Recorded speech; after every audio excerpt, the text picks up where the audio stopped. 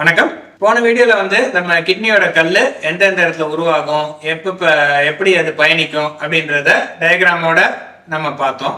இப்ப எந்தெந்த பகுதியில் இருக்கிற கல்லுகளுக்கு எப்படி ட்ரீட்மெண்ட் பண்ணலாம் அப்படின்றத பத்தி பார்க்கலாம்.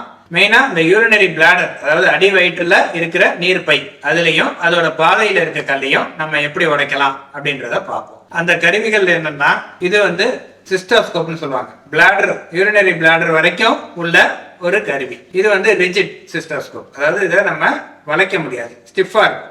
ஸோ இதுலயே பிளெக்சிபிள் சிஸ்டோஸ்கோப் அப்படின்னு இருக்கு. இந்த பகுதியை நம்ம நல்லா கவனிச்சிங்கன்னா, இதை நம்ம நல்லா வளைக்கலாம். இந்த நுனியை வளைச்சு, கல்லு சில சிக்கலான இடங்கள்ல இருக்கிறப்ப கூட இதை நம்ம வளைச்சு போய் அந்த இடத்த ரீச் பண்ணி கல்லை உடைச்சிடலாம். ஸோ இதோட அட்வான்டேஜஸ் என்ன அப்படின்னா, முன்னாடியெல்லாம் பெருசா கிழிச்சு எடுக்க வேண்டிய சிரமங்கள் இப்ப கிடையாது.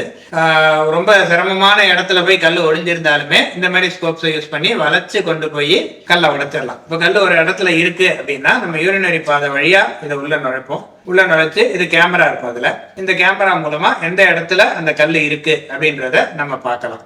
ஒண்ணு. இன்னொன்னு, இந்த இடத்துல ஒரு ஓட்டை இருக்கு. இது வழியா லேசர் கருவிகளை பயன்படுத்தி நேரா உள்ள கொண்டு போய் அந்த கருவிகள் மூலமா அந்த கல்லை நல்லா பொடியா ஒரு பவுடர் ஆக்கிடலாம். பவுடர் ஆக்கி அது அப்படியே யூரினரி பாதை வழியா வெளியில வந்துடும். ஸோ கல்லும் கம்ப்ளீட்டா கிளியர் ஆயிடும். எந்த விதமான தையல் தழும்பு எதுவுமே இருக்காது. ஸோ இந்த மாதிரி எளிமையான வசதிகள் இப்ப வந்ததுனால பெரிய பெரிய தையல்களுடன் கூடிய அறுவை சிகிச்சைகள் இப்ப முழுவதுமாகவே தவிர்க்கப்படுது.